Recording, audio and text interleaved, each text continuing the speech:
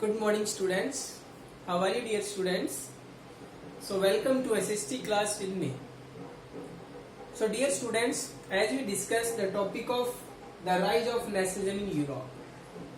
Europe के अंदर राष्ट्रवाद कहने का मतलब है इंडिपेंडेंट नेशंस की स्टार्टअप, क्योंकि पूरा जो यूरोप था वो छोटी छोटी डायनेस्टीज में एम्पायर्स में डिवाइडेड था, जिसमें हमें ऑटोमन एम्पायर का भी नाम सुना है, हाब्सबर्ग एम्पायर भी था, ओके, और कई सारी छोटी छोटी डायनेस्टीज थी। इन सब में पूरा यूरोप डिवाइडेड था, सभी के अंदर सेपरेटली रूल था, सभी में अपना अपना मेजर सिस्टम, करेंसी, कहने का मतलब है एवरीथिंग डिफरेंटली रनिंग में था, क्योंकि कोई भी राजा दूसरे का सिस्टम एडप्ट क्यों करेगा, कोई भी एम्पर दूसरे एम्पर की करेंसी को क्यों अपने कंट्री के अंदर रनिंग करेगा। सो इन दैट रीजन हम कह सकते हैं कि एवरीथिंग जो था वो एवरी कंट्री के अंदर क्या था, सेपरेटली था। लेकिन यहाँ पर हम जो डिस्कस करने वाले हैं the French revolution and the idea of the nation.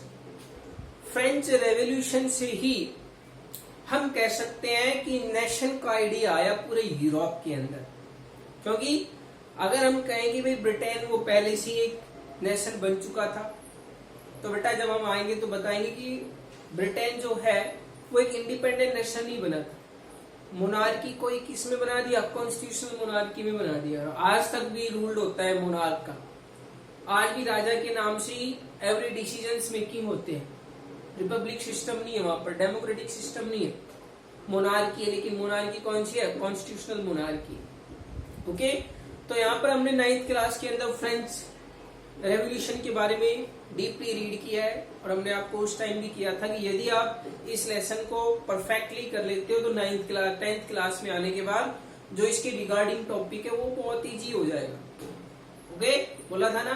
तो यहाँ पर बेटा हम फ्रेंच रेवोल्यूशन का और उसके रिगार्डिंग जो नेशन का आइडिया पूरे यूरोप के अंदर स्प्रेड हुआ उसके बारे में डिस्कशन करने वाले हैं।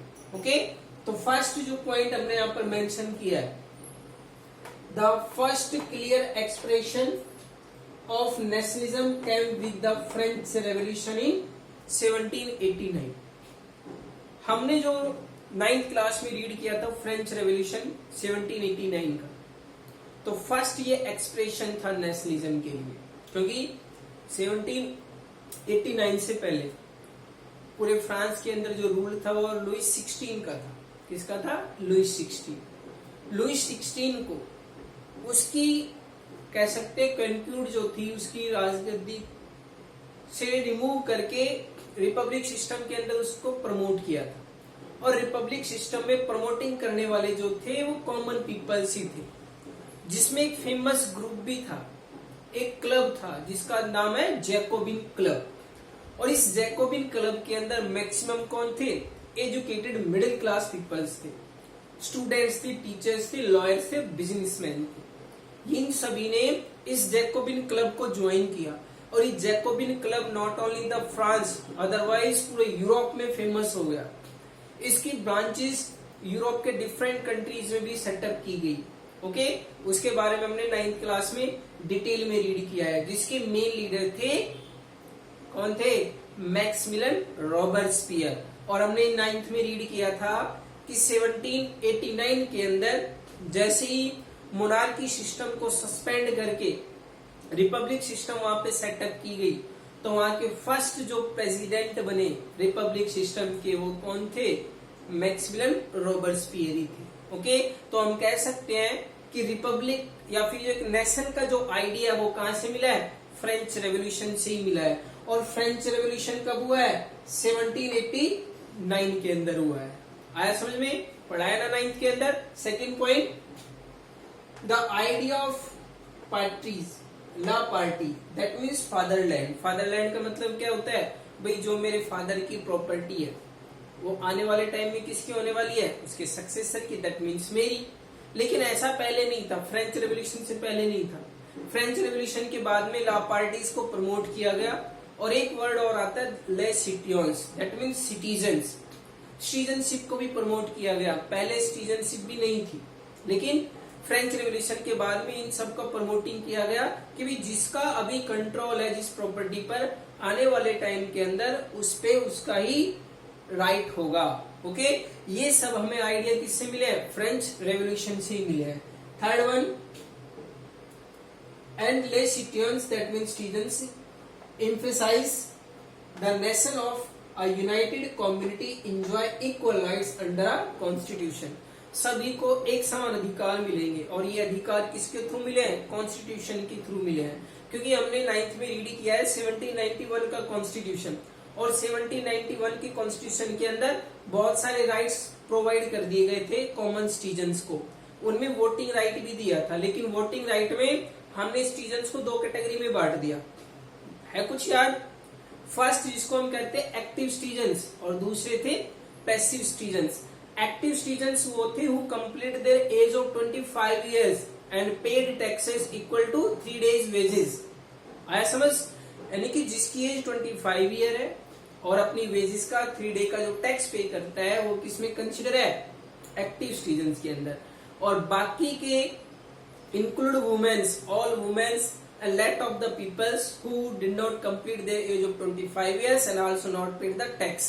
ये सब किसमें इंक्लूड है? पैसिव सिटीजन्स के अंदर है।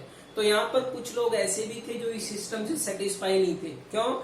जिसके पास वोटिंग राइट नहीं है वो तो एडमिनिस्ट्रेशन को इफेक्ट कर ही नहीं सकते थे। ओके, तो इन दैट रीजन यहाँ पे भी बदलाव होना था, और ये बदलाव हुआ। कब हुआ? नेपोलियन के टाइम पीरियड में बदलाव हुआ। नेपोलियन इसमें बहुत कुछ बदलाव किया, और जब कंप्लीटली फ्रांस इंडिपेंडेंट हुआ, कब हुआ? 1848 के अंदर जब वो रिपब्लिक कंट्री बन गया, तो वहां पर जो वोटिंग राइट था वो रिड्यूस करके 21 ईयर कर दिया, और 21 ऑल सिटीजन्स को। ऑल सिटीजन्स सिर्फ किसको छोड़ के? वुमेन्स को छोड़ के। वुमेन्स को उस टाइम तक भी नहीं मिला वोटिंग राइट, सिर्फ किसके लिए था? मेल कैंडिडेट के लिए था। दैट मीन्स हम कह सकते हैं मेल डोमिनेट सोसाइटी थी। क्लियर? नेक्स्ट पॉइंट है number 3, the state general was elected by the body of active citizens and renamed the National assembly. National assembly को सेटअप किया गया, और नेशनल असेंबली को सेटअप करने वाले कौन थे? 3 स्टेट्स के मेंबर थे। है कुछ माइंड में? पूरे फ्रांस को 3 स्टेट्स में डिवाइड किया गया था, first, second and third. Okay, clergy, nobles और कॉमन सिटीजन्स, जिसको हम पीजेंट्स भी कह सकते हैं। ओके, इस 3 कैटेगरीज में रखा था, जिसमें फर्स्ट और सेकंड तो फ्री ऑफ टैक्स थे, उनको कोई टैक्स पे नहीं करना था। टैक्स किसको पे करना था? 3rd स्टेट के पीपल्स को। दूसरा, 1791 से पहले उनको वोटिंग राइट भी नहीं था, लेकिन जब उन्होंने कॉन्स्टिट्यूशन बनाया, नेशनल असेंबली अनाउंस कर दिया। हमने एक रीड की थी टेनिस कोर्ट ऑथ, है कुछ 9th में। टेनिस कोर्ट ऑथ में ऑल इस 3rd स्टेट के मेंबर्स ने, जैकोबिन क्लब के मेंबर्स ने ऑथ ली कि हम अपना कॉन्स्टिट्यूशन बनाएंगे। नेशनल असेंबली को प्रोक्लेम्ड कर दिया, और जो उस टाइम की असेंबली थी उसको डिसमिस कर दिया था। ओके, एंड और ये सभी जो इलेक्शन होने वाले थे किसके थ्रू? एक्टिव सिटीजन्स के थ्रू। किसके थ्रू? Active citizens. अभी बताया एक्टिव और पैसिव सिटीजन्स के बारे में। And renamed the National Assembly. 4th point, internal customs duties and dues were abolished. और जो इंटरनल कस्टम ड्यूटीज थी, इंटरनल का मतलब क्या होता है? कंट्री के इंटरनल पार्ट के अंदर कोई टैक्स नहीं लगे। दूसरा, अगर किसी के ऊपर कोई ड्यूज है, कोई टैक्स बकाया है, वो सब का कर दिया? ऑब्लाइज कर दिया, खत्म कर दिया, माफ कर दिया गया। And a uniform system of weight and measures was adopted. और यूनिफॉर्म सिस्टम को एडॉप्ट किया गया वेट और मेजर्स का। वेट एंड मेजर्स का मतलब क्या होता है? जिसको हम नाप तोल कहते हैं। पहले क्या था कि नाप तोल का अलग अलग मेजरमेंट सिस्टम था। हम जब आपको डिटेल में पढ़ाया था तो आपको बताया था कि जर्मनी के एक पार्ट से दूसरे पार्ट में हम चलते हैं, यानी कि वर्साय से, यानी कि 2 प्लेस थे, न्यूरेमबर्ग और वर्साय। इन 2 प्लेसेस पर हमें क्रॉस करने में 11 कस्टम बैरियर्स को फॉलो करना पड़ता था, और इन 11 कस्टम बैरियर्स पर ईच बैरियर पर हमें 5% टैक्स भी पे करना है। कहने का मतलब है लास्ट प्लेस तक जाते जाते उसका प्राइस बहुत ज्यादा हो जाता है। और दूसरा, जो मेजरमेंट करने का यूनिट था जिसको इले कहा जाता है, इले का मेजरमेंट करने का भी अलग अलग था। कहीं पे वो 55.6 सेंटीमीटर, कहीं पे 51 सेंटीमीटर, कहीं पे 57 सेंटीमीटर। कहने का मतलब है हर एक जगह पे अलग अलग था। लेकिन नेपोलियन टाइम पीरियड में, नेपोलियन कोड के टाइम पीरियड में इन सबको क्या कर दिया, यूनिक कर दिया। हर एक जगह पूरे कंट्री के अंदर, इवन जर्मनी के अंदर भी, जो जर्मनी के 39 स्टेट्स थे, आगे बताएंगे, 39 स्टेट्स ने भी इस सिस्टम को अडॉप्ट किया और यूनिफॉर्म करेंसी और मेजर सिस्टम इंप्लीमेंट किया गया। Next, students other members of educated middle class begin setting up of Jacobin club. जो अभी बताया था, एक क्लब बड़ा ही फेमस था यूरोप के अंदर जिसका नाम जैकोबिन क्लब था, बहुत ही ज्यादा फेमस था यूरोप में।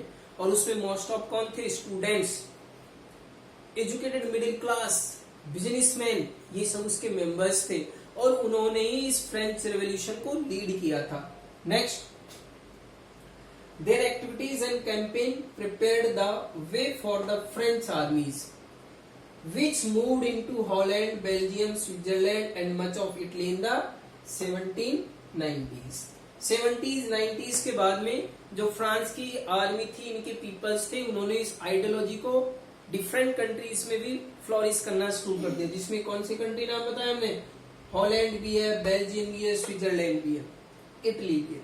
इन कंट्रीज के अंदर भी मूव करना शुरू कर दिया और स्टार्टिंग टाइम पीरियड में बहुत हार्बिंगरली इनको वेलकम किया गया, क्योंकि उनकी आइडियोलॉजी क्या थी, एक तरह से इंडिपेंडेंट नेशंस को सेटअप करना। जैकोबिन क्लब की भी यही आइडियोलॉजी थी। ओके, इसके अलावा जो मैक्सिमिलियन रॉबर्सपियर थे, उनकी भी यही आइडियोलॉजी थी स्टार्टिंग में, लेकिन जैसे ही वो एम्परर बने उनकी आइडियोलॉजी चेंज हो गई और उन्होंने नेशंस को इंडिपेंडेंट करने की बजाय उन पर क्या करना, उनको कंक्यूड करना शुरू कर दिया, अपने कब्जे में करना शुरू कर दिया। नेक्स्ट आया है, the French army began to carry the idea of nationalism abroad. और फ्रेंच आर्मी बेटा इस नेशनलिज्म के आइडिया को अब्रॉड तक लेके गया। अब्रॉड का मतलब क्या होता है, दूसरे देशों में, विदेशों में इस आइडिया को फ्लोरिश किया और हर एक कंट्री ने हार्बिंगरली बड़े उत्साह के साथ उनका वेलकम भी किया है। Through a return to monarchy, Napoleon had no doubt restored democracy in France। लेकिन जैसे ही नेपोलियन आए 1794 के अंदर, क्योंकि बहुत ज्यादा उथल पुथल हुई थी, कह सकते हैं पॉलिटिकल एक डिस्टरबेंस का टाइम पीरियड था, हॉरर टाइम पीरियड भी आया उस टाइम, और इस पॉलिटिकल इंस्टेबिलिटी का फायदा उठाया नेपोलियन ने और 1794 के अंदर जो पावर थी वो आर्मी के पास आ गई और नेपोलियन क्या थे, एक आर्मी हेड बन गए और आगे चलकर डेमोक्रेसी को उन्होंने पूरी तरह से डिस्टोर कर दिया। 1804 में फिर से अपने आप को एम्परर प्रोक्लेम्ड कर दिया, अपने आप को राजा बना दिया। कहाँ का, फ्रांस का। और इस तरह से डेमोक्रेसी को डिस्टोर किया, फिर से सेटअप किसका किया, मोनार्की का किया। देखो कितने सारे बदलाव हुए। कहने का मतलब है पहले से मोनार्की था, रिपब्लिक आया, फिर डायरेक्टरी सिस्टम आया, फिर मिलिट्री आया, मिलिट्री के बाद फिर से कह सकते हैं मोनार्की सिस्टम आया। और मोनार्की के बाद में हम 1815 के बाद में बताएंगे, 1815 में वाटरलू हुआ जिसमें डिफीटेड हुए, फिर से पावर कंजर्वेटिव्स के पास में आई, फिर से रेवोल्यूशन हुआ, मोनार्की फिर से आई और फाइनली 1848 के अंदर फ्रांस क्या हुआ, एक इंडिपेंडेंट नेशन बना। वो हमने आपको पहले से बता रखा है। नेक्स्ट है द सिविल कोड ऑफ 1804, जिसको हम नेपोलियन कोड भी कहते हैं।